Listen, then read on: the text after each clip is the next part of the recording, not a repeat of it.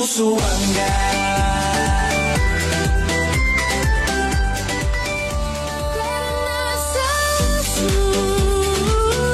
Tara na sa uso.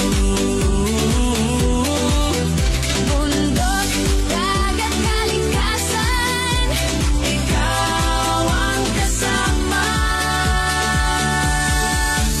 tara na sa uso sa Isla Busuanga.